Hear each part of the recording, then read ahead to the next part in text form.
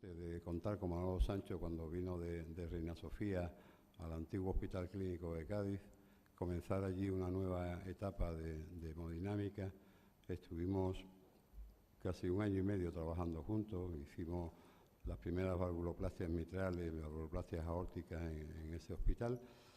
Posteriormente yo fui a Córdoba con Manolo Sancho, que él volvió allí, y posteriormente ya estábamos en hospitales separados, pero seguimos manteniendo toda la vida una amistad entrañable. Yo, por mi parte, un tremendo agradecimiento a todo lo que me enseñó. Y bueno, yo creo que la cardiología y la hemodinámica concretamente ha perdido un excelente clínico, pero sobre todo una excelente persona y un buen amigo, que creo que es lo que todos recordamos profundamente en nuestro interior. No comento nada más. Esta mesa primero va a intervenir Germán Calle, que, como también todos sabéis, es miembro desde hace muchos años del Puerta del Mar, del Hospital Puerta del Mar, de hemodinámica, donde estaba Manolo, que en primer lugar pues, nos va a hablar de las TAVIs, ¿no?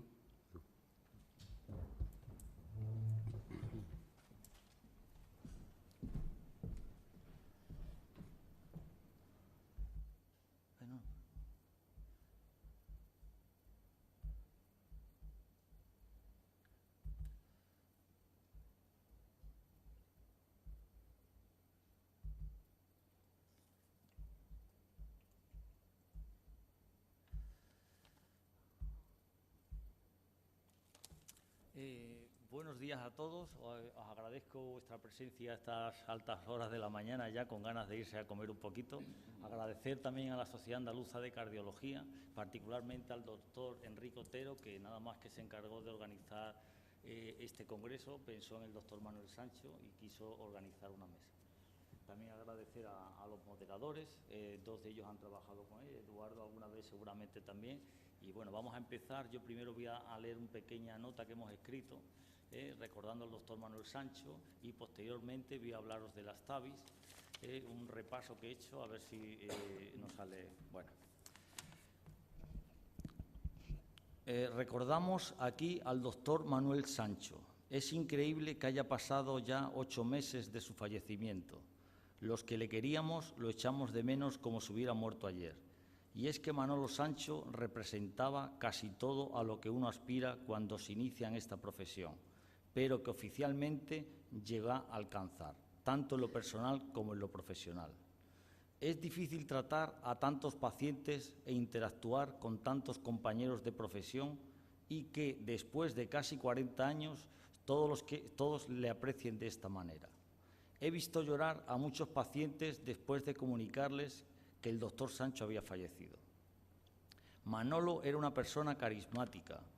Es difícil de entender cómo aquel señor, bajito y con poco pelo, profundamente tímido y más bien parco en palabras, tenía esa capacidad de ser seguido por los demás. Con la perspectiva que da el tiempo, uno llega a entender que era esa rara combinación de bondad, capacidad de trabajo y talento infinito lo que resultaba adictivo. Manolo Sancho era un genio.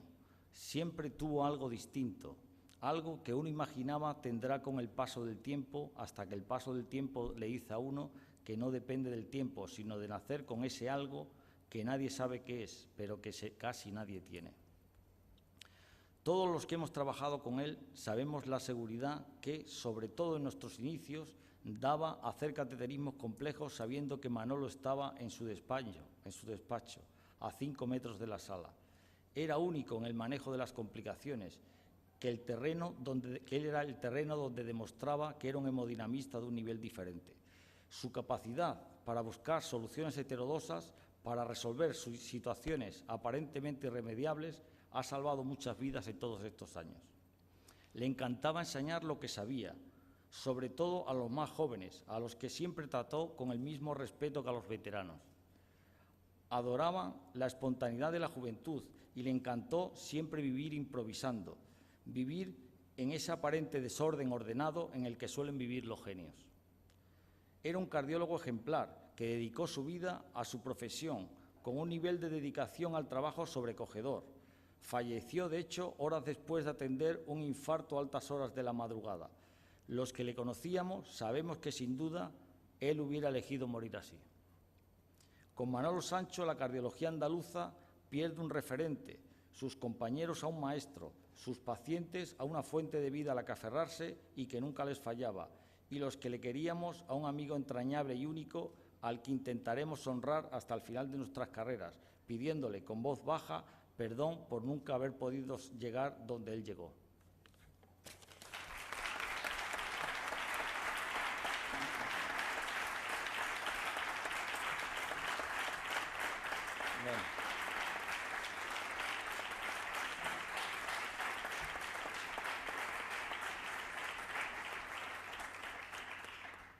Bueno, pues nada, ahora ya después de esto voy a seguir con la charla, ya la verdad que es un poco chocante.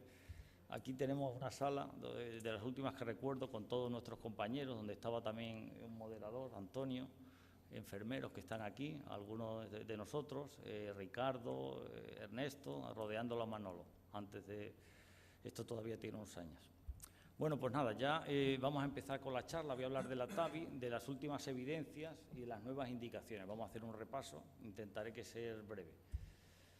Desde el año 2002, cuando el doctor Allen Crivier puso el primer implante, el crecimiento de las TAVI ha sido espectacular. Cada año se están implantando más hasta llegar ya, por ejemplo, aquí en el año 2017, se espera, en 2016 83.000 y en el año 2017 se espera a 103.000. El crecimiento ha sido espectacular. Aquí, por ejemplo, recogemos en un hospital de Alemania donde la TAVI tiene una implantación grande, donde ya incluso la implantación de TAVI supera la cirugía. Ya se están poniendo más TAVI, ahí bueno, lo separan entre con o sin enfermedad coronaria, pero el crecimiento es espectacular. Ya sabemos que España es uno de los países, Alemania es uno de los países donde más penetración tiene la TAVI. En España tenemos un nivel un poco menor, pero va creciendo de forma espectacular. Esta es la experiencia de nuestro hospital. Empezamos por el año 2013, fundado también, bueno, empezando con el doctor Sancho. Empezamos primero inicialmente con la prótesis Core-Valve. En 2014 ya usamos también la técnica de la válvula de Sapiens. Ya en el 2015 añadimos la válvula Lotus y ya progresivamente hemos seguido. El crecimiento sigue aumentando cada año más. ¿Cuál es la causa del crecimiento de las TAVIs? Bueno, primero que se decide entre un hemodinamista, cirujano, se elige bien los casos para no fallar, una evidencia científica favorable, que ahora intentaremos repasar, la evolución tecnológica que ha sido espectacular, que cada vez son mejores los dispositivos que han logrado disminuir las complicaciones y una simplificación del procedimiento. Desde las TAVIs, desde que la aprobó la FDA en el 2007, pues han ido surgiendo distintos dispositivos, hasta ya finalmente los últimos, que tenemos la última evolución de la Sapien 3 y la Core-Valve Evolut R, que ya también aprobadas por la FDA, pero hay distintos sistemas para implantarlo.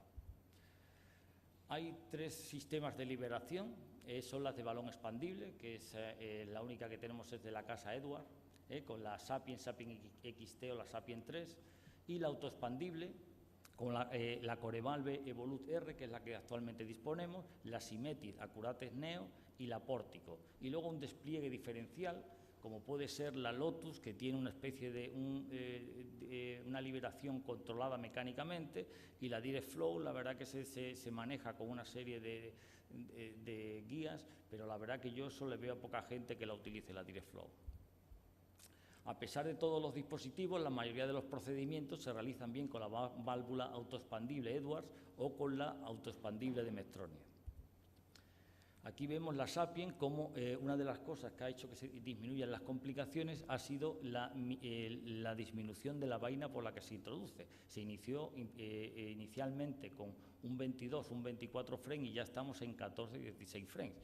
Aquí vemos cómo la válvula ha mejorado para disminuir un poco la regurgitación paravalvular, se ha ido mejorando progresivamente. Aquí tenemos un caso de nuestro hospital, implantando la válvula Sapien 3 con balón autoexpandible, donde queda muy bien sin ninguna regurgitación paravalvular. El otro tipo de sistema más utilizado es el de la TAVI autoexpandible, es la Corevalve. También actualmente disponemos de la Evolut R, donde se ha visto que han disminuido el introductor desde un 18 Fren, eso era interno, actualmente es un 14 Fren, sería un 18 Fren interno, pero es de mucho menor calibre. Aquí tenemos cómo ha evolucionado de la Corevalve inicialmente a la Evolut R, que es la que tenemos actualmente, donde ha disminuido, es de menor tamaño y tiene una serie de mejoras para disminuir el leak paravalvular, que la protección pues llega un poquito más abajo. La Corevalve Evolut R es la única que dispone de el mayor tamaño de 34 milímetros, aprobada por la FDA, que permite tratar anillos hasta de 30 milímetros. Aquí tenemos otro, cómo se implanta la válvula, cómo se va autoexpandiendo. Y aquí cómo queda perfectamente, con pequeña insuficiencia mitral mínima, con buen resultado. Bueno, vamos a repasar un poquito la evidencia disponible sobre las TAVIs. Voy a intentar ir rápido en estos casos, la serie de estudios randomizados que hay sobre estos dispositivos. Bueno, inicialmente cuando se empezaron las TAVIs, pues lo que nunca querían operar pues eran los pacientes de alto riesgo, ¿no? Los de mayor riesgo, que nadie se quería, y eso se empezó a analizar las TAVIs en esos pacientes. Esto según un registro de la Sociedad Americana de Cirugía Torácica, que corresponderían a un 6,2% de los pacientes. En esto se hicieron tanto con el dispositivo Sapien, se comparó con la cirugía de sustitución valvular, donde se veía que no había diferencias significativas, ya con un seguimiento a 5 años. Igual en la Corevalve pivotal también se vio que el dispositivo TAVI era superior a la cirugía de sustitución valvular a 2 años. Ya hay seguimiento a 3 años y donde se ve que era mejor ya en pacientes de riesgo alto, con un STS score mayor de 8. Por supuesto, los pacientes que ya son inoperables o de extremo riesgo, si se compara con el tratamiento médico, pues también se vio que era una evidencia favorable, o sea que la TAVI iba mucho mejor que los pacientes que se trataban con tratamiento médico. Una vez ya se vio que iban bien en los pacientes de riesgo alto, pues se intentó avanzar un poquito más y se intentó pues ver con los de riesgo intermedio qué pasaba. Sobre eso también se hicieron estudios. Esto correspondería, según el registro, a un 14% de los pacientes. Ahí se vio tanto el sistema Sapien, pues se vio que era no diferencias significativas entre los pacientes que se implantaba una TAVI o bien que se les comparados con los que se sometían a cirugía valvular. Si se veían solo en el estudio Partner, si se comparaban solo los que se ponían por vía transfemoral, la evidencia era mejor, era incluso superior la TAVI implantada por vía transfemoral comparada con la cirugía, con una P significativa. Y como siempre, el problema que tenemos en las TAVIs es que siempre queda un poco más de insuficiencia periprotésica residual, donde ahí sí que nos supera la cirugía, y porque si lo comparamos bien con insuficiencia aórtica leve o moderada, pues esto es significativamente un poquito más alto que la cirugía, pero sin que esto tenga evidencia en el pronóstico. Mientras estaba estudiando el estudio Partner, pues ya surgió la nueva TAVI de Edwards, mucho mejor, la Sapien 3. Entonces se intentó comparar esta con el registro, se hizo un estudio estadístico para comparar la Sapien 3 comparada con el registro de cirugía del Partner, donde se vio que la TAVI era mucho mejor, la Sapien 3 es mucho mejor que la previa, la XT, se vio que superaba en evidencia a la sustitución valvular aórtica. Si comparamos los 3 tipos de dispositivo, pues vemos que la que mejor resultado tiene es la Sapien 3, comparada tanto con la XT, que era la previa, como con la cirugía. También del Corevalve también han salido ya los estudios recientemente en el Congreso Americano de ahora de 2017, pues también se ha visto en el New England, también se ha publicado pues la comparación de la TAVI Corevalve comparada con la sustitución valvular aórtica, donde se ve que no hay diferencias significativas, que el resultado es similar en pacientes de riesgo intermedio. Y también, igual que la Sapien, pues se ve un poquito más de insuficiencia periprotésica, sobre todo ligera y moderada con respecto a la cirugía. Y ya a partir de un registro que hicieron unos países nórdicos, pues se vio que los pacientes, ya atreverse con los pacientes de riesgo bajo, lo que normalmente van a cirugía, lo que representan el mayor porcentaje de pacientes, a partir de un registro, el Notion 1, que con buenos resultados, que ahora veré, pues ya se intentó, se han aprobado por la FDA estudios a gran escala en pacientes de bajo riesgo. Este sería el Notion Trial, donde se comparaba la TAVI Core Valve con la sustitución valvular aórtica, donde se veía que no había diferencias en pacientes de riesgo bajo. A partir de esto, pues están en marcha diversos estudios, como el Medtronic bajo riesgo, que con seguimiento de 10 años, el Partners 3 de bajo riesgo, o el Notion 2 de países nórdicos, también en pacientes de bajo riesgo. ¿Qué otras nuevas indicaciones podríamos plantear? Esto yo lo quedo aquí en el aire, todavía estamos pendientes de resultados. Ya hemos visto que la estenosis aórtica severa en pacientes de bajo riesgo, ¿qué pasaría con estos pacientes? No lo dirán los estudios, pero ¿qué otras cosas podemos, que lo vemos a veces en la clínica? Sería la estenosis aórtica severa asintomática o bien la estenosis aórtica moderada sintomática, que a pesar del tratamiento médico cardiológico sigue con insuficiencia cardíaca, a pesar de que ecocardiográficamente lo diagnosticamos de estenosis aórtica moderada.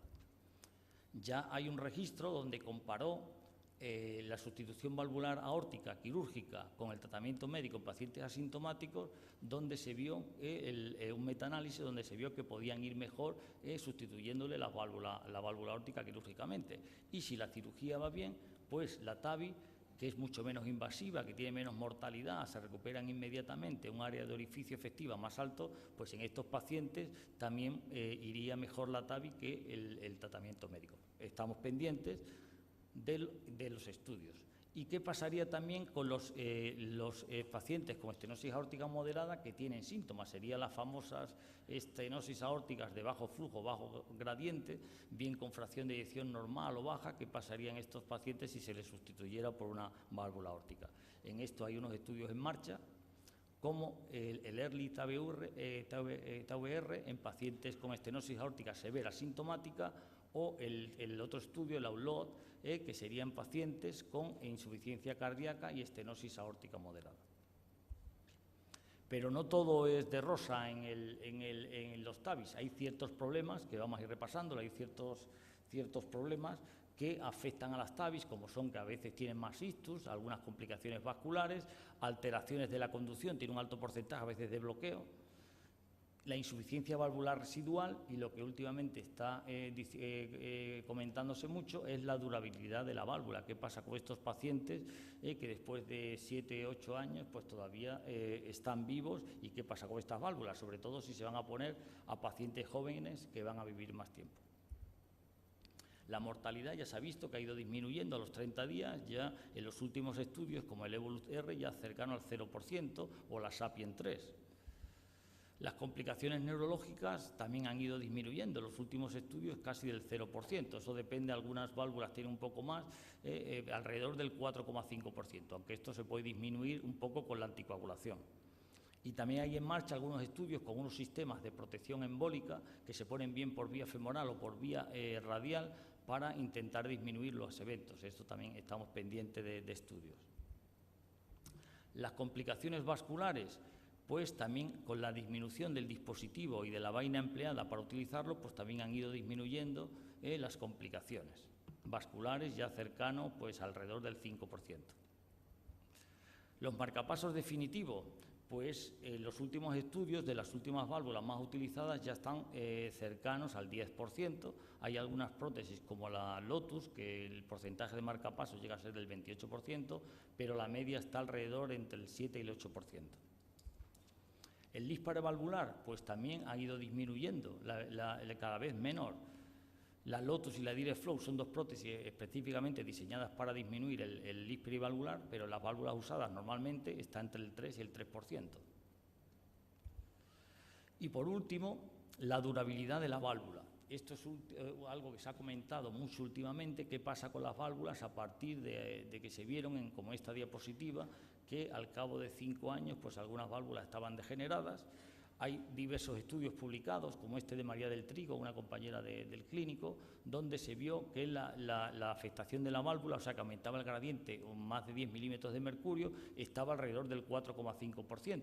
Sobre todo en válvulas, aumentaba significativamente en válvulas pequeñas, bien en pacientes que se le ponían Val-in-Val.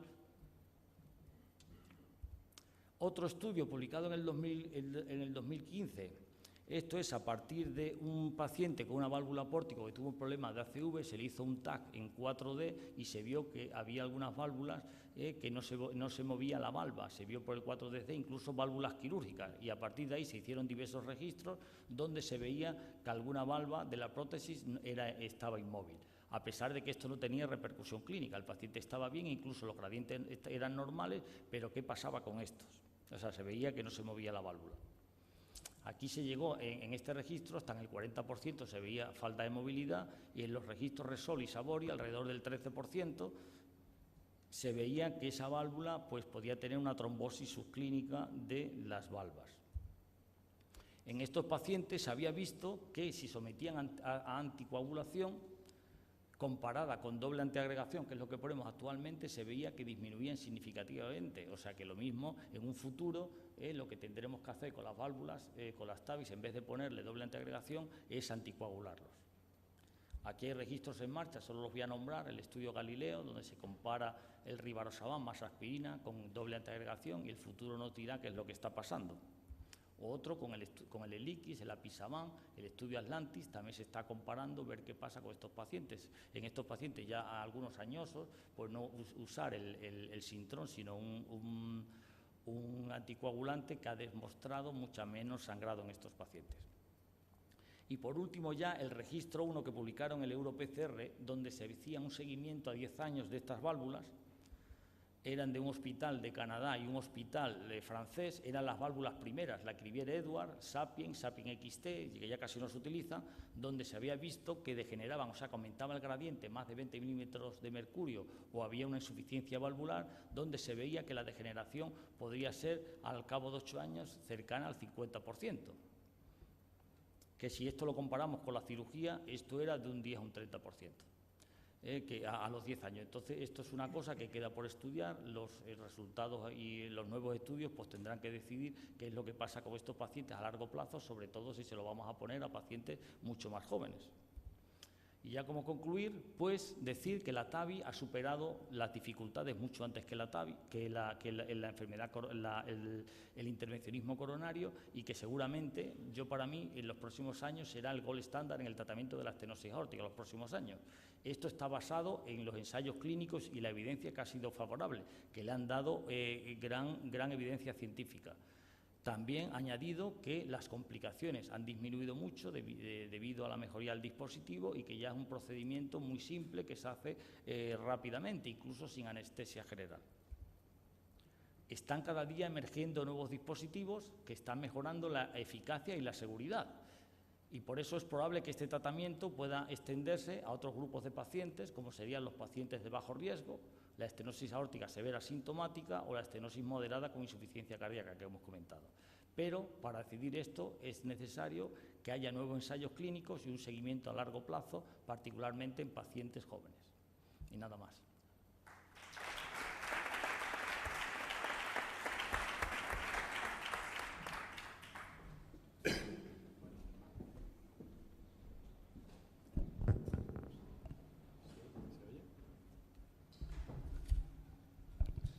Germán, primero agradecerte, como siempre, una charla, la verdad es que muy interesante, exhaustiva y concienzuda sobre las válvulas aórticas. Bueno, a mí me gustaría, yo creo que en hemodinámica somos un poco así, ¿no? Cuando las cosas funcionan, la verdad es que explotan y se extienden, bueno, pues como cada vez más, ¿no?, al implante, y eso es una de las cosas que a las prótesis le ha pasado. Me gustaría hacerte, en la revisión esta que has hecho, algunas preguntas un poquito más técnicas, ¿no? Vosotros, que además implantáis 3 tipos de válvulas, ¿no? Implantáis Lotus, Sapien y Coreval, ¿no? ¿Tenéis algún tipo de criterio específico para seleccionar una válvula en un paciente o en otro? No, la verdad que, salvo en algunos pacientes, como por ejemplo podría ser, dependiendo de dónde esté el orificio de la coronaria, o que se piense que tiene enfermedad coronaria y es necesario tener que volver a repetir el cateterismo un poco más adelante, la verdad que no seguimos ningún criterio. La verdad que tenemos buena experiencia con las dos y nos suele dar resultados bastante bien. Nos seguimos en principio indistintamente, ¿no? Tenemos dos sistemas diferentes y los usamos normalmente casi alternativamente, primero una y luego otra. Y otra pregunta más, ya que he hablado, yo creo que el gran secreto quizás para aumentar la indicación mucho más será la degeneración de la válvula, ¿no? Entonces, esos datos que has presentado ahí sobre unos datos de degeneración en torno al 50% a los 10 años, un registro que me ha parecido que no eran pocos pacientes, eran casi 400, ¿no? ¿Tienes alguna explicación o piensas que cuál puede ser la razón de por qué una válvula quirúrgica pudiera durar un poquito más que una válvula percutánea? Bueno, ahí lo que son los primeros dispositivos que se pusieron cuando todavía no han evolucionado. Ahora se está haciendo bastante por disminuir esa degeneración. Están mejorando el tratamiento de las válvulas, que si el pericardio bovino o porcino, y eran pacientes mucho peores, no se anticoagulaba a estos pacientes. Entonces, la verdad que una explicación clara no hay, nadie lo ha dicho, sino simplemente el tiempo nos lo dirá. Seguramente con los nuevos dispositivos pues mejorará disminuirá esta degeneración valvular, ¿no? Yo la verdad que explicación clara no tengo exactamente. ¿Tenías algún comentario, Eduardo? Bueno, yo creo que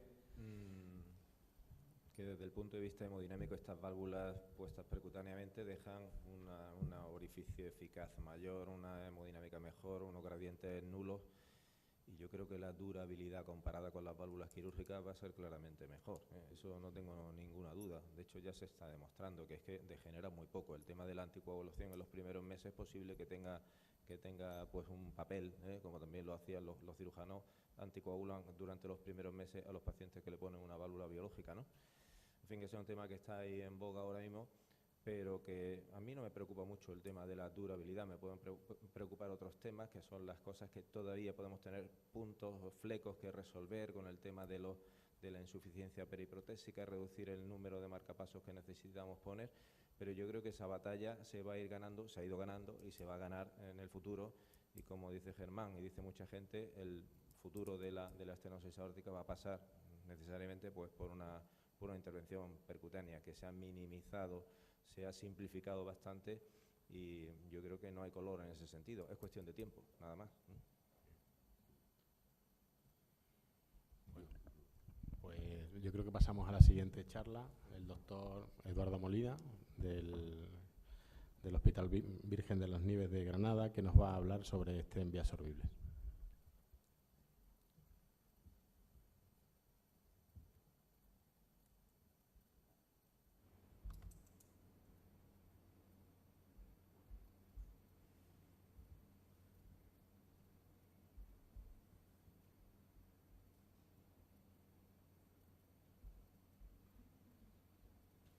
¿Cómo salgo de la pantalla para cargar? Mientras que empieza el doctor Molina, la verdad es que no hemos preguntado. ¿Alguien de la sala tiene alguna pregunta? ¿Quiere hacer algún comentario? Ahí está.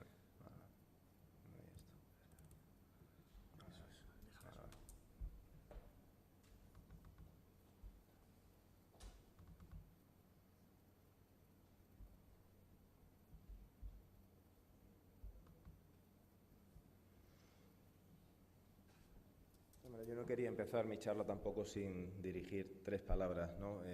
Primero, de agradecimiento a la Sociedad Andaluza de Cardiología por la invitación, especialmente a Jesús Oneto y a Antonio Gómez por su amable invitación. Cuando me llamó Jesús me dijo que sí querría participar en esta mesa en la que se homenajea al doctor Manuel Sancho, pues vamos, no de ni un momento. Yo creo que, como ya se ha dicho aquí, pues es un profesional como a la copa de un pino. Se le puede definir como una excelente persona, que es lo mejor que se puede decir de alguien. Y simplemente, rubricar las palabras que ha dicho Germán, esas palabras tan bonitas que le has dedicado. Yo creo que fue un hemodinamista magnífico, unas manos privilegiadas que no funcionan sin una cabeza y una inteligencia preclara como él tenía. Y bueno, simplemente decir que aquellos que trabajasteis con él durante mucho tiempo, pues también tenéis que sentiros privilegiados. En fin, ya le mandamos un abrazo desde aquí y continuamos con el tema, que es un tema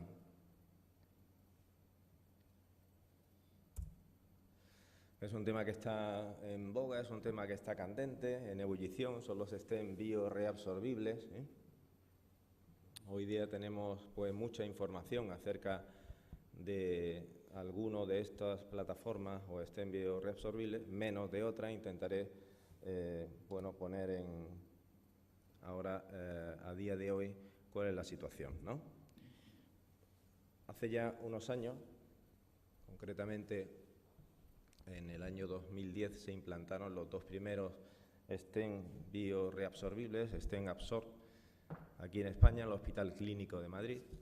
Y bueno, incluso pues esto salía en la prensa y se hablaba de que se habían implantado ya los primeros stem bioreabsorbibles en pacientes coronarios y que esto iba a suponer pues una revolución, iba a cambiar el paradigma del tratamiento de la enfermedad coronaria.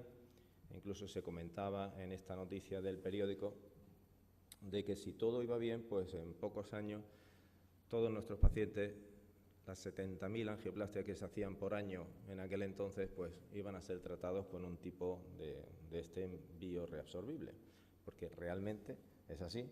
El concepto es muy bueno, es muy atractivo, de que se ponga un dispositivo que va a desaparecer, que va a hacer su trabajo y luego va a dejar la arteria limpia de nuevo. Eso es magnífico, ¿eh? Eso es magia, pero es así.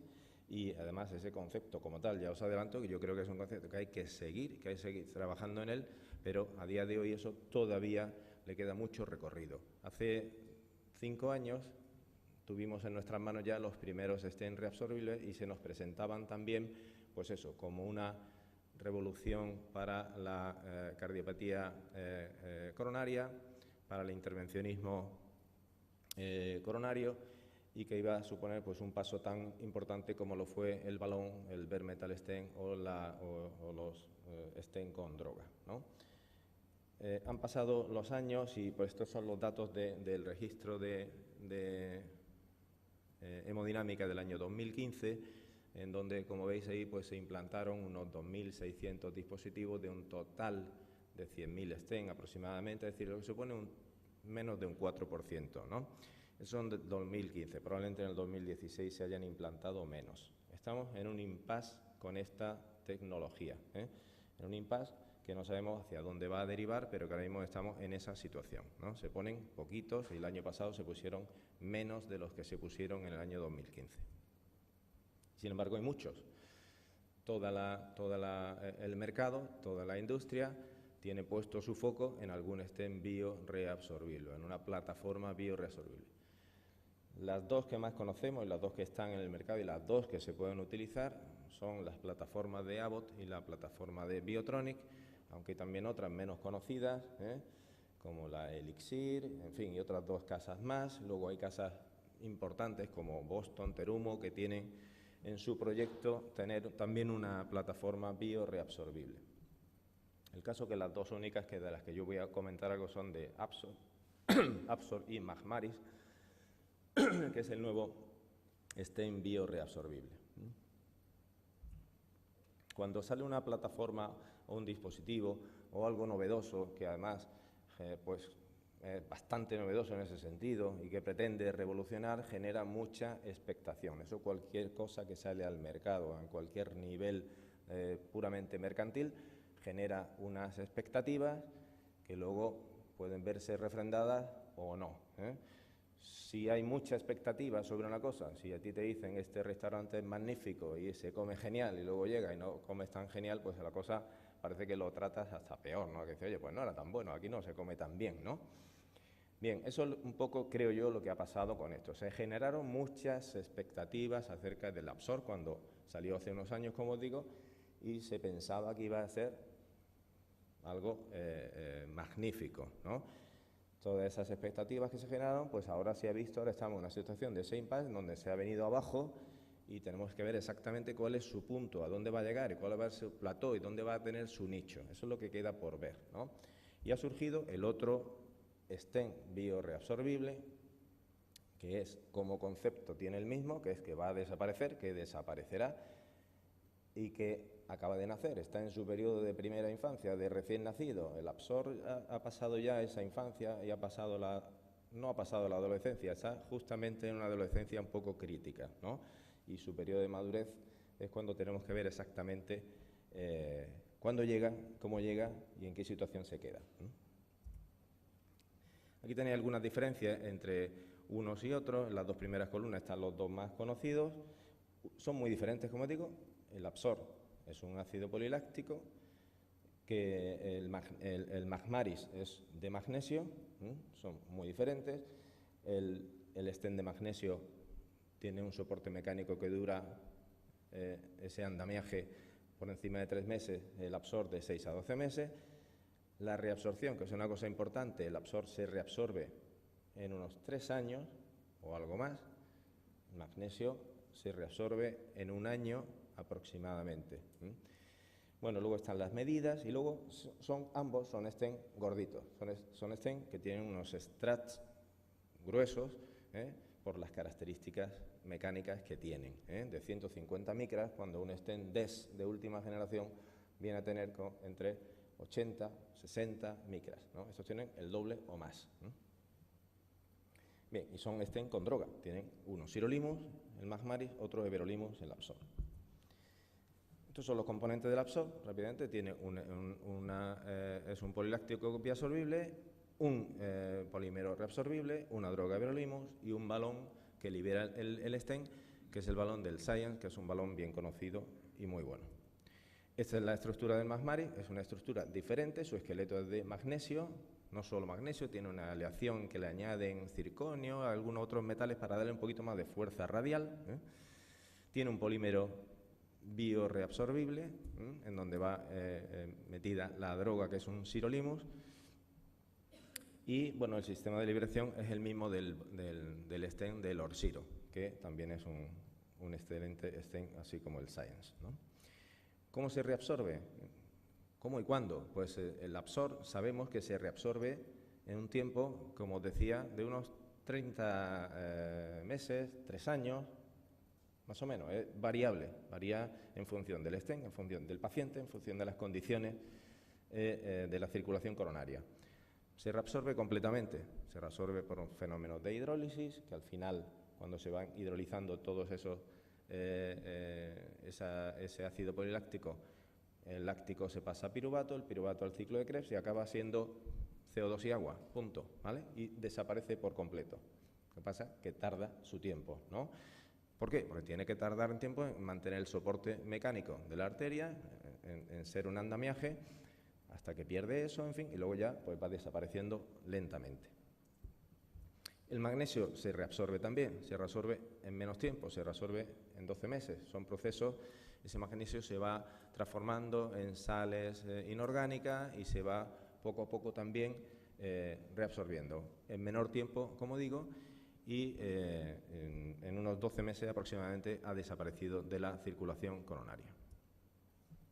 Pero bueno, ¿por qué implantar un BRS, es un reabsorbible, frente a un DES, después de lo buenos que son, ¿no? Bueno, pues en principio estas son teóricas ventajas, ¿no? Pues permitirían una restauración completa y motilidad del vaso, ¿no? Permiten nuevas y repetidas intervenciones si es que hubiera que hacerlas en el futuro, ¿no? Evitan el fenómeno de eso de metalizar una arteria entera, ¿no?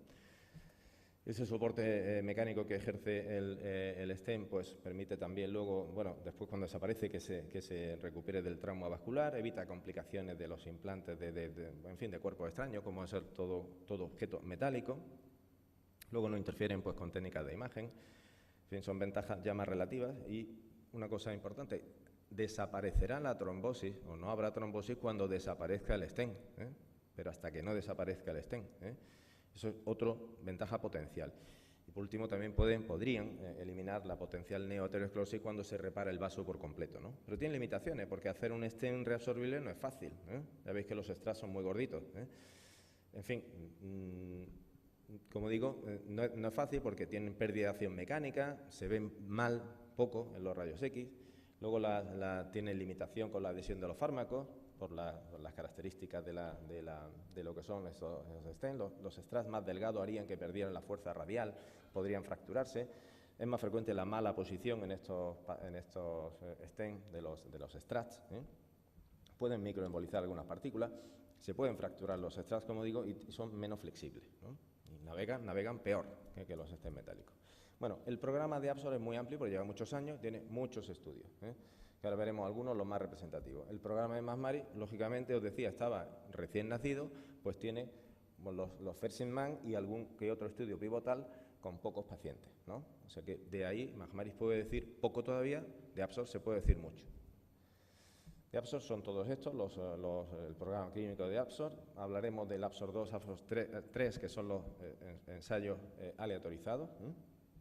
El 4, que es el último que está en marcha, está todavía reclutando pacientes y habrá aprendido mucho del Absor 2 y del Absor 3, ¿eh?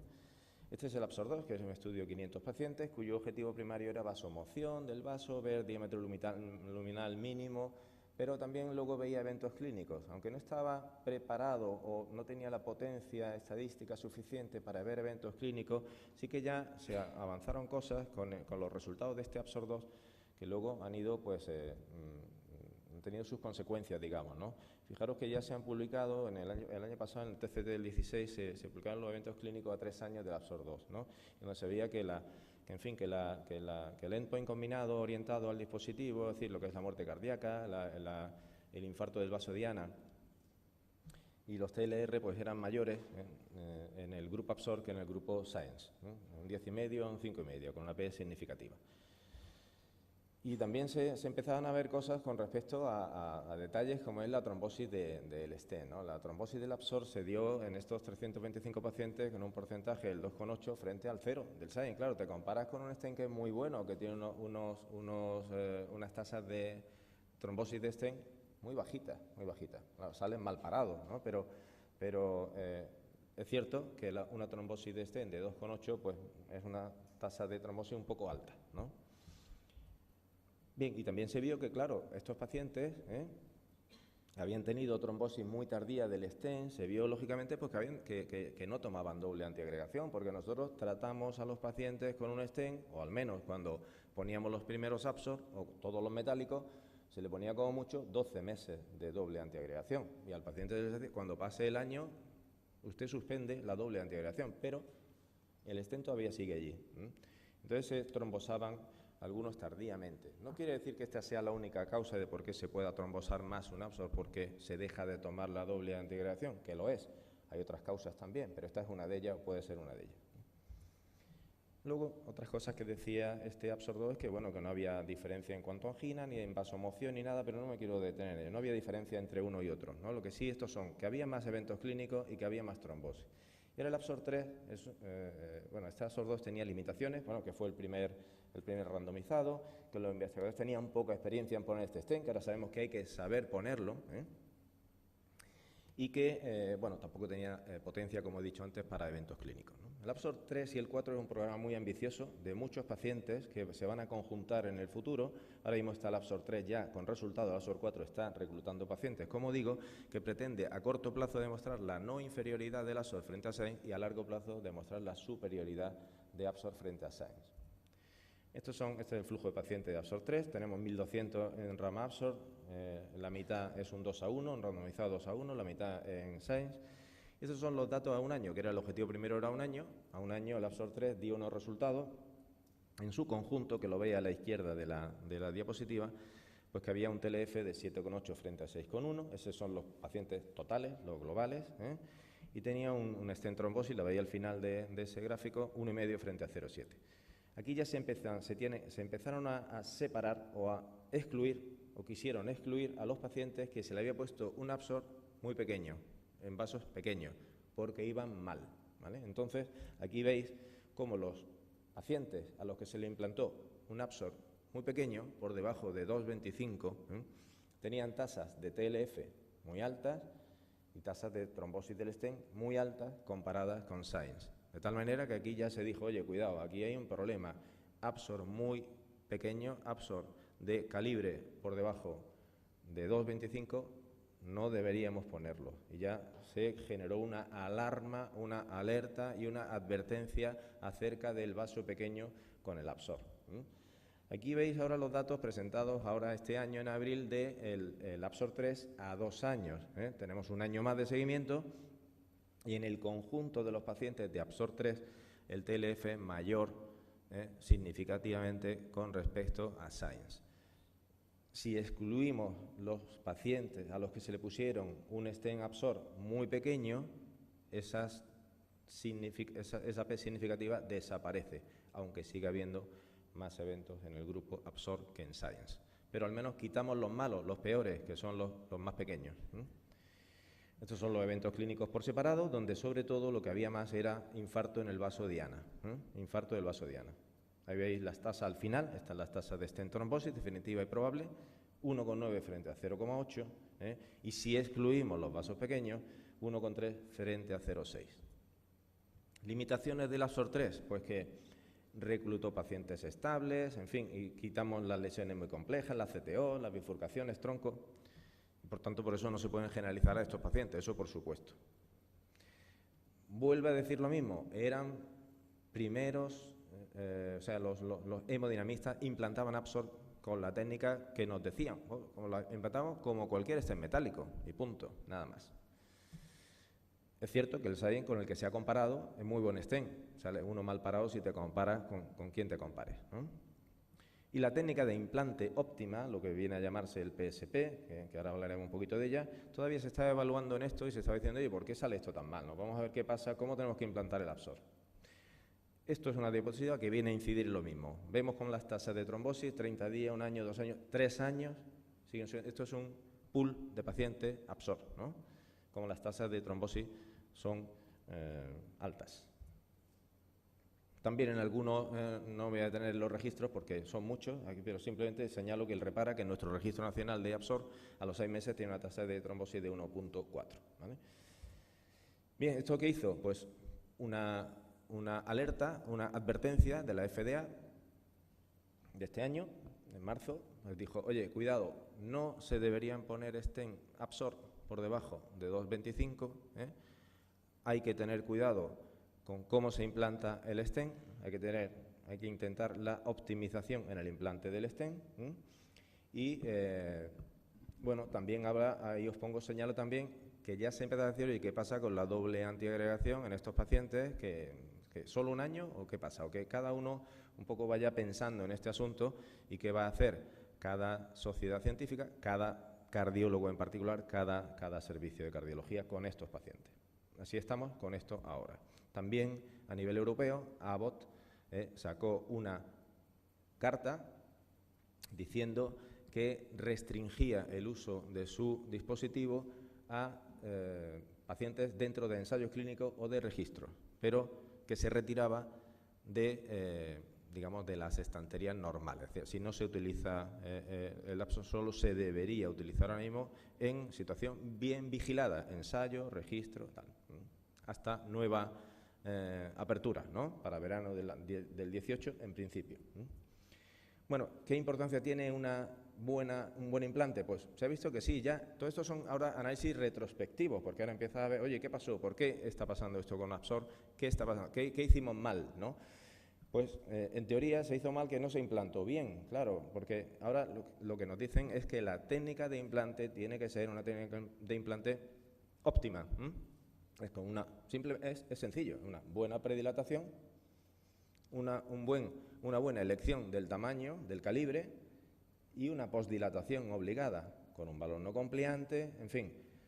Es así, de simple, pero no se hacía así tampoco. Poníamos stent directo, se predilataba alguno, otros no se postdilataba, etcétera, etcétera. Entonces se ha visto que haciendo esta técnica, para que el implante sea lo más óptimo posible, se evitan las trombosis tanto precoces como tardías. Aquí podéis ver que la trombosis precoz se evita con una buena expansión del stent, sobre todo si el stent es muy pequeñito, y en los stents más grandes con una buena aposición del stent, dejando poca estenosis residual, y eso se hace con una buena postdilatación para que se eviten las trombosis tardías por mala posición, etcétera, etcétera.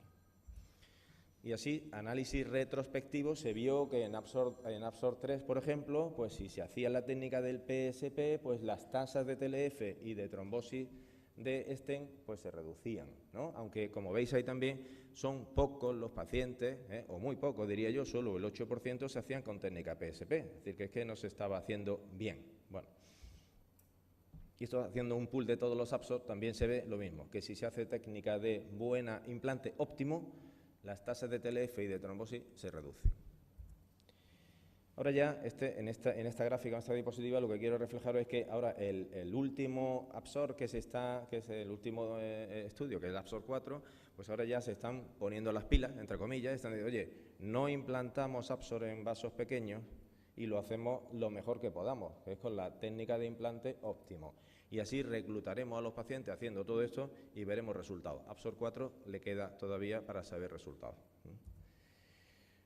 No obstante, después de todo esto, ha seguido abundando un poco en este tema y todo este jaleo, si me permitís, que se ha montado con esto, pues sale el AIDA 2, que es un estudio publicado en New England hace poco, el mes pasado también, pues diciendo que esto es un estudio de mundo real, de pacientes en fin, de casi all comers, donde se aleatorizan a Absorb o a Science, pues como veis, comparando la eficacia de uno y otro, randomizado 1 a 1 en 5 centros holandeses, y han salido resultados a 2 años. Los resultados a 2 años es que su objetivo primario, que era TLF, no hay diferencia significativa en TLF a 2 años, pero vuelve a dar el resultado de la trombosis del stent mayor en el grupo Absorb que en el grupo Science, donde vuelve a incidir un poco en este tema que es un problema, la trombosis. Ahí veis cómo son tasas de trombosis a 2 años de 3 frente a 0,6. Vuelvo a decir que tasa de 0,6 de Science es muy buena, tasa de 3 de trombosis de Absorb es mala. Son algunos mecanismos que pueden estar implicados en la trombosis del stent. La infraexpansión, la posición incompleta, la fractura aguda de los strass, la discontinuidad tardía por la reabsorción que se produce en este stent, cubrimiento incompleto de la lesión, disecciones de borde, cubrimiento de los strass que no se haya completado, la suspensión de la doble antiagregación. ¿Qué pasa con la competencia, podemos decirle, que es Biotronic en Magmaris? Pues que ellos han cogido este camino habiendo visto el camino que ha recorrido su hermano mayor, y entonces tienen que ir, pues dicen, oye, no, mi stent se tiene que poner con una técnica de implante óptima, que es, ellos lo llaman las 4 Ps, pues selección del paciente, selección apropiada del tamaño, una predilatación y una postdilatación, las 4 Ps. Es decir, que van con 2 Ps más, con pies de plomo, van con pies de plomo, tienen que ir así, ¿no? Tienen que ir de esta manera para intentar, bueno, pues que los resultados sean los mejores. Y ahora se han publicado hace 2 días, y en el PCR de París, hace 2 días se publicaron de los estudios que, como ya digo, tienen poco recorrido todavía, pero está el Biosol 2 y el 3, uno es un first in man y el otro es un estudio pivotal, y se han publicado estudios a 2 años, ya de seguimiento a 2 años, pero de muy pocos pacientes, y son además, son lesiones pues buenas, ¿no? Relativamente buenas. Sí, lesiones, hay poca lesión compleja, los vasos son grandes porque tampoco tienen stent más grandes, Magmaris tiene 3 y 3,5.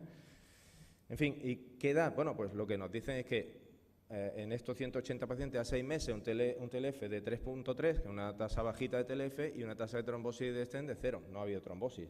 Bien, en los 24 meses a 120 pacientes, solo, insisto, 120 pacientes, no tiene una tasa de TLF también bajita, 5,9, y no ha habido trombosis. Bueno, todo esto tiene que ir uno con prudencia, es decir, mis datos son buenos, estoy hablando de Magmaris, mis datos son buenos, pero hay que ser prudentes, son ensayos todavía empezando con stent de calibre alto, con enfermos buenos, hay que compararlo con otros también.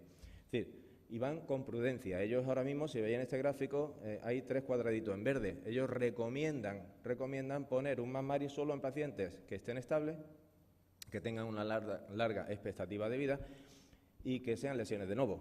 Todo lo demás está en rojo, amarillo, en fin, no está indicado. Ellos no lo recomiendan. Lo que pasa es que también es cierto que a cualquier hemodinamista le ponen un juguete encima en su mano, ¿no? Y lo coge y lo utiliza en donde quiere, que eso es lo que ha pasado también con Absor, ¿vale? Y lo que no quieren que pase con Biotronicum. Bien, ellos hicieron también un programa para ver el feedback de los hemodinamistas, hicieron un programa en magnesio 1000, se han implantado 1000 más MARIS en varios hospitales por varios hemodinamistas para recibir el feedback de este stent, ¿no? Bueno, esto es algo que a nosotros nos gusta que oye, no quiero probarlo yo, a ver qué tal, porque me dice que es bueno, pero yo quiero probarlo, eso lo han hecho y el feedback ha sido bueno, pero, insisto, son opiniones subjetivas, ¿no? Hay que demostrarlo. Por tanto, ya concluyo. Primero, que los stent bioreabsorbibles siguen siendo por ahora, y en mi opinión, un concepto muy atractivo, pero es eso, más atractivo que una realidad, porque no hay resultado aplastante en ese sentido. También es cierto, hay que considerar que son stent de primera generación y que se han comparado con un DESC con muy buenos resultados. Segundo, eso es así, resultados malos en vasos pequeños. No se debe poner hoy día un Absor, al menos, en vaso muy pequeño. Eso está claro. Después, la técnica de implante no óptima utilizada en muchos pacientes, todos los primeros ensayos de Absor así fue, pues probablemente ha influido en los resultados, porque no se ha implantado de la forma correcta. Otra cosa que está clara, es un dato objetivo, hay mayor tasa de trombosis. Posiblemente influencia esto porque en los vasos más pequeños se trombosan más, la técnica de implante no fue perfecta, la doble antiagregación, la resorción tardía, pues claro, tendríamos que estar probablemente, en mi opinión, más tiempo doblemente antiagregado a estos pacientes. Se puede discutir. Absor y MARIS son diferentes, tienen concepto, filosofía igual, pero son diferentes y tendremos que ver qué camino sigue cada uno, hasta dónde consigue llegar, cuáles serán sus nichos, se compararán entre ellos, no lo sé. Una cosa sí también, el implante de un Absor o de un MARIS todavía lo tendremos que, pero no perdona, es decir, tenemos que hacerlo muy bien. Nos dicen que tenemos que implantar el stent con estas series de características para optimizar el implante. Es decir, si lo pones mal no te perdona, te va a haber un evento, casi seguro. Entonces, bueno, eso, antes nosotros poníamos el stent, lo pone cualquiera, ¿vale? Y este stent lo puede poner cualquiera, pero hay que ponerlo bien. Necesita su curva de aprendizaje, y con una técnica especial. Yo a esas 4 P le añadiría la P de la perfección. Nos dicen que tenemos que ponerlo perfecto, casi perfecto o óptimo para que la cosa vaya bien, ¿no? Está bien que sea perfecto, pero eso exige cosas, exige gasto, exige tiempo, exige técnicas de imagen, etcétera, a veces. Y otra P, la P de peaje. El peaje que tenemos que pagar hasta que el stent desaparezca, pues pasa un tiempo, el tiempo que sea, 3 años, 1 año, pero en ese tiempo hasta que desaparezca y consigamos ese beneficio, el peaje que hay que pagar hay que medirlo bien y que no debe ser alto, porque si no, no merece la pena. Y por último, pues nada, decir que se abren nuevas consideraciones para la duración de la doble antiagregación en este tipo de pacientes. Muchas gracias.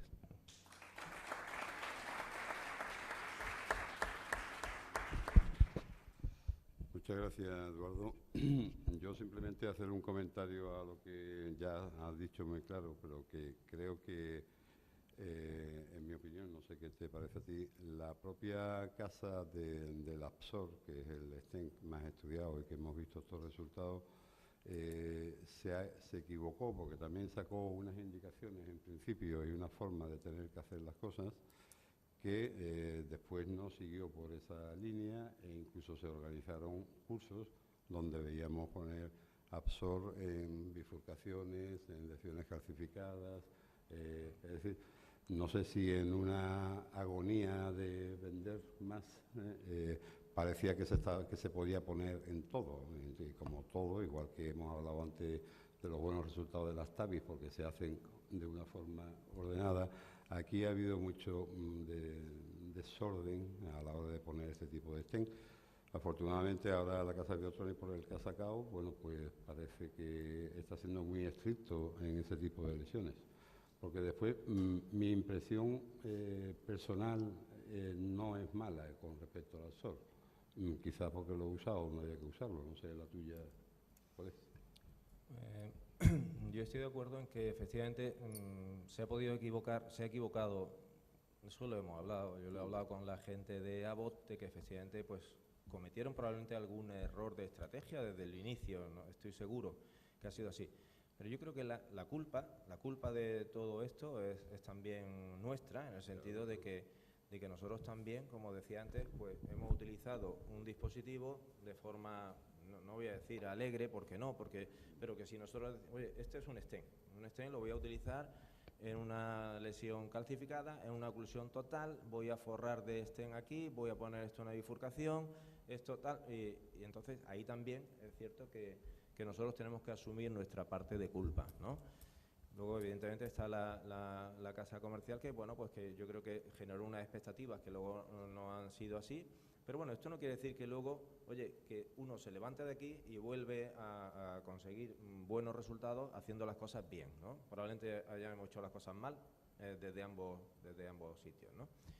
Y no sé si me preguntabas algo también de... ¿Tu experiencia personal ha sido mala? Mi experiencia personal con Absorb no ha sido mala. Yo creo que ha sido bueno, hemos tenido eventos, nosotros hemos participado participamos en el Repara y de una forma notable, y entonces tenemos unos bastantes casos, cerca de 200 pacientes con más de 200 implantes.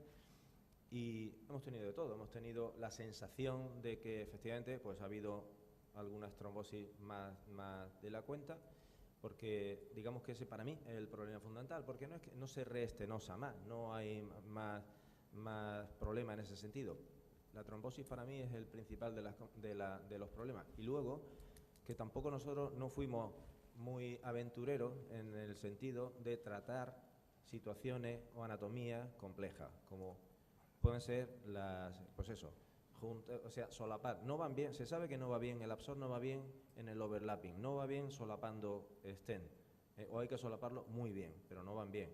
No van bien en las bifurcaciones, porque no van bien, Y no van bien cuando hay vasos muy calcificados, porque no van bien. Entonces, todo eso, pues si uno evita esas situaciones, como el sentido común te lo debe indicar, pues entonces puedes tener menos complicaciones. Germán, ¿tienes algún comentario? Sí, bueno, solo comentarte a Eduardo, ¿seguí usando el mismo porcentaje de este stent en los pacientes o ha disminuido su uso después de las advertencias sobre la posible trombosis? ¿Usáis?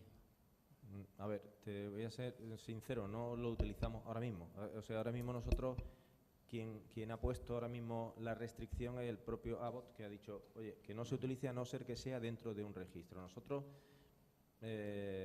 participamos en el registro Repara, después no hemos participado en más registros, por tanto, ahora mismo no lo utilizamos, ¿no? Creo que por supuesto que se debe seguir utilizando siempre y cuando sea pues dentro de unos límites, ¿no?, de estos ensayos, de estos registros y tal, porque es cierto que este es un dispositivo delicado y hay que tratarlo con delicadeza. Es decir, si no lo tratas con delicadeza, pues te van a salir mal las cosas, y como es delicado hay que tratarlo así, de esa manera, es lo que tiene, ¿no? Entonces, pues ahora mismo nosotros no lo utilizamos hasta que se demuestren más cosas. Bueno, ¿Hay preguntas? ¿hay alguna pregunta en la sala? Sí. ¿No? ¿Sí? Sí.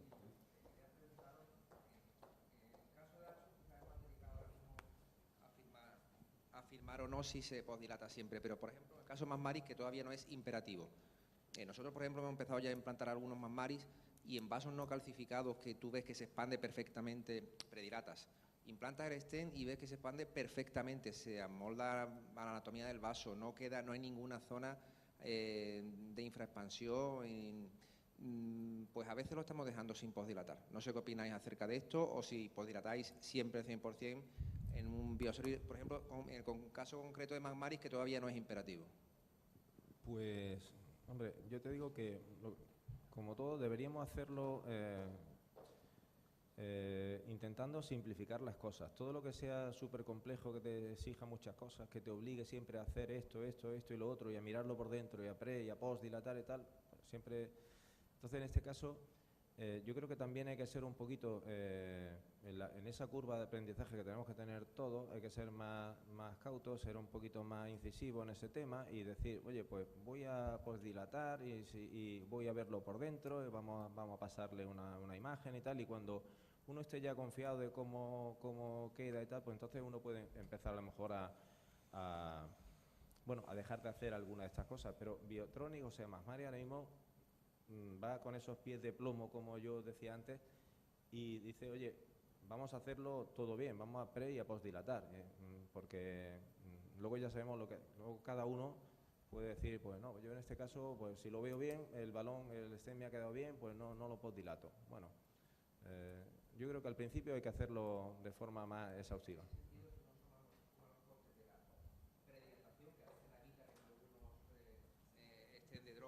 Que sabes que aunque tenga una lesión severa te va a navegar, ¿no? Y lo puedes implantar de forma directa y sabes que tienes resultados buenos garantizados al medio y largo plazo.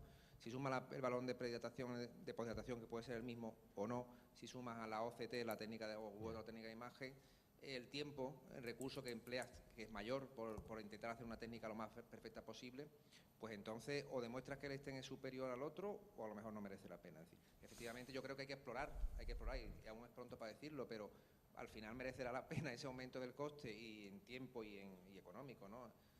Y en recursos, si va a ser superior. Ese es el peaje que yo decía que había que pagar. Si tienes que pagar mucho peaje para luego, bueno, si lo atractivo que no hay que perder de vista es que ese stem va a desaparecer y eso es lo mejor que tiene. Eso es lo mejor que tiene, que ya se va a quitar de en medio, ¿no? Pero hasta que se quita de en medio, ¿cuánto tienes que gastar o pagar o qué letras tienes que pagar para conseguir ese beneficio? Esa es un poco la clave, ¿no? Bueno, yo creo que me están pidiendo que tenemos que terminar. Yo voy a dar mi opinión un poco sobre esto, porque la verdad es que me llevo aguantando también las ganas de opinar. Yo creo que si realmente, como ha dicho Eduardo, si el stem va a desaparecer, yo creo que está pagado, ¿no? Y si realmente en el seguimiento es seguro y encima no tenemos un metal ahí en una arteria, en una persona joven, yo creo que sí merece la pena invertir. Yo creo que en esto también hay que decir que Abbott, la verdad es que igual que hizo con el Cypher, igual que hizo con el Science, es de las empresas que más ha invertido en investigación en sus dispositivos y que sabemos todo lo que sabemos del Absorb porque se ha investigado mucho con él. Usamos muchos stems metálicos hoy por hoy en nuestra sala que no tienen ni la mitad de pacientes implantados que tiene el Absorb, ¿no? Y nuestra experiencia, como comentaba Eduardo, es una experiencia... Bueno, no tenemos esa sensación, ese pánico, si es verdad que bueno que la trombosis aguda del Absorb, estamos hablando de un dispositivo de 130 micras, ¿no? La aguda quizás podemos saber que, o 150, perdón, incluso un poquito más, ¿no? Podemos saber por qué viene. Y hoy por hoy ya sabemos que cuando hablamos de la trombosis muy tardía, ya con el RIPS, con Fernando Alfonso, la verdad es que sabemos que bueno que casi el 80% de esas trombosis muy tardías son por neoaterosclerosis. Yo creo que todo va a ir un poco más por saber cuál es el comportamiento de la neoíntima y del vaso, la reacción frente a ese dispositivo a largo plazo, ¿vale? Y bueno, sin más, vamos a concluir, pero yo no me querría ir tampoco sin decir nada con respecto a Manolo, ¿no? Porque la verdad es que Manolo para mí y para mucha gente que estoy viendo aquí en la sala ha sido una persona muy importante en nuestra formación, ¿no? Nosotros hemos sido residentes con él, ¿no? Y quizás es un momento muy importante y muy crítico que sienta las bases para nuestro futuro. Porque nuestra profesión, la de ser médico, la de ser cardiólogo, yo creo que los conocimientos científicos son realmente muy importantes, que de eso Manolo, quien lo conocía realmente, sabía que estaba realmente sobrado. Pero aparte, yo creo que hay un punto de humanidad, porque tratamos con pacientes, ¿no? Hay un punto también paternal, ya no solamente con los pacientes, sino también con la gente que viene aprendiendo detrás, ¿no? Ese compromiso de formarlos y de llevarlos como si fueran tus hijos, ¿no? Hay humildad, trabajo en equipo, confianza en sí mismo y confianza en los demás, ¿no? Y yo creo que lo más importante, ¿no? Lo que es predicar con el ejemplo. Yo creo que todos los que nos formamos con Manolo sabemos que bueno, que él no nos tenía que decir qué teníamos que aprender y qué no, simplemente aprendíamos fijándonos en él, en su forma de trabajar, ¿no? Es como cuando tú con tus hijos, pues no tienes que enseñarlos, ellos aprenden viendo lo que tú haces, ¿no? Y ese es el ejemplo, ¿no? Yo me gustaría recordar la primera vez que yo conocí a Manolo, porque yo cuando vine al Hospital Puerta del Mar me presentaron a Carlos Piñero, que era nuestro jefe, entonces era el jefe, yo no vi a Manolo en ese momento. Y empezaron las andadas pues por urgencias, por las guardias, y estando de guardia de puerta, de las primeras guardias de puerta, metido ahí en el Hospital Puerta del Mar, pues había que llamar al cardiólogo para que viniera a decidir si ingresaba un paciente que yo tenía en la consulta. Y apareció un señor bajito, con poco pelo, con un trato exquisito hacia mí, que era el R1 que estaba en la puerta, y exquisito con el paciente. Y bueno, pues mi pregunta clara fue esa, ¿no? O sea, ¿este señor quién es? Una vez que se fue. Y me dijo el médico que estaba en la puerta, mi compañero, me miró así como con cara de sorprendido y con mucho respeto, pues me dijo, ese es el doctor Sancho.